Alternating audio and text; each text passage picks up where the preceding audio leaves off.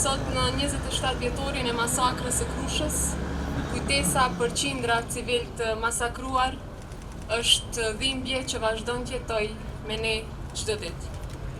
Kujtojmë si brenda pak orësh në Krush të vogël, rreth 113 burra dhe djem u ndan me forcë nga më të dashurit e tyre dhe u masakruan duke boshatis fshatin nga djemt e burrat, duke i lënë gratë dhe fëmijët përballë një jete të përmbysur brenda dite.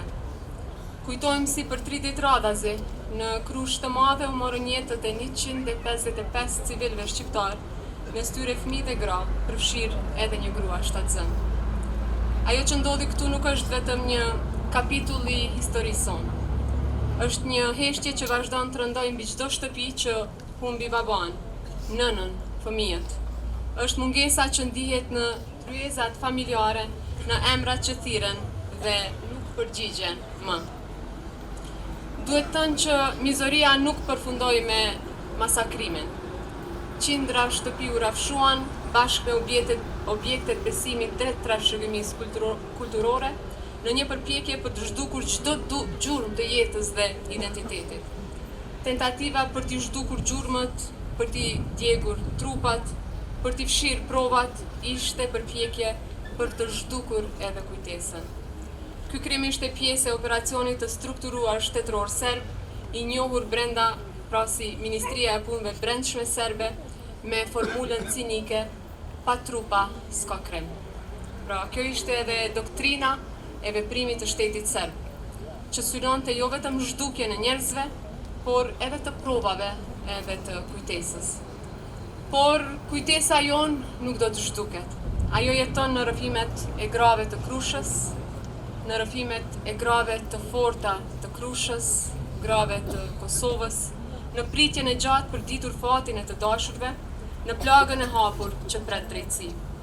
Do t'i kujtojmë dhe do t'i bartim në kujtesën tonë emrat e tyre, që t'i njohin edhe brezat që vinë, ashtu siç i njohim ne.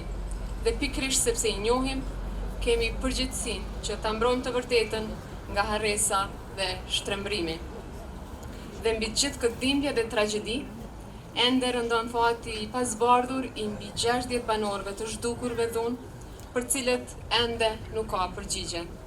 Shumë prej tyre vazhdojnë të mos kenë sot një vend ku do të prehen, një vend ku familjarët mund të vendosin lule, të ndalen dhe të kryen një akt të thjeshtë, por të domosdoshëm njerëzor, atë të kujtimit dhe të lamtumirës.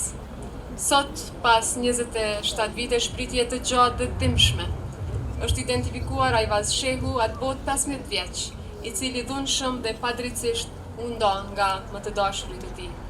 Sot ai u kthye në vendin e tij, në tokën e tij, për t'u rivarosur me dinjitetin që ishte mohuar kaq gjatë.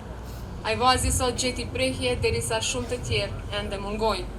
Dhe për atë sa kosa kjo pritje vazhdon, nuk mund të ketë qetësi të plotë as për familjen, as për shoqërinë tonë, as për institucionet e Republikës së Kosovës.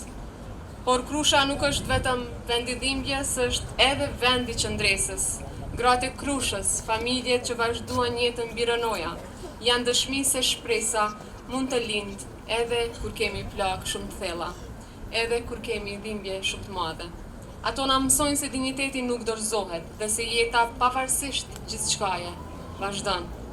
Kjo histori na obligon për kujtesë, për solidaritet dhe mbi të gjitha për drejtësi, sepse një shtet që nuk e ndërton të ardhmën mbi drejtësinë për viktimat rrezikon ta humbas vetë drejtimin e tij.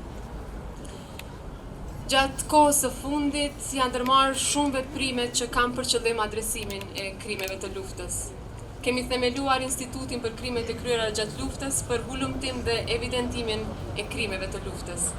Kemi plotësuar boshllëqet e kahershme në kornizën tonë ligjore dhe kemi forcuar kapacitetet institucionale për trajtim më efektiv të krimeve të luftës. Në funksion të drejtësisë për këto krime, kemi mundësuar edhe gjykimin në mungesë, sepse Serbia që bëri gjenocid në Kosovë është bërë streh për kriminalët e luftës dhe për terroristët që kryen krime në kohë të paqes. Dhe natyrisht që përpjekja jonë do të vazhdojë, nuk do të rreshtim se kërkuar i drejtësi, jo vetëm për të kaluarën, por për të ardhmen që duam ta ndërtojmë mbi të vërtetën dhe mbi përgjegjësinë. Lavdi të gjithë dëshmorëve dhe martirëve të kombit, i përjetshëm qoftë kujtimi për ta. Faleminderit.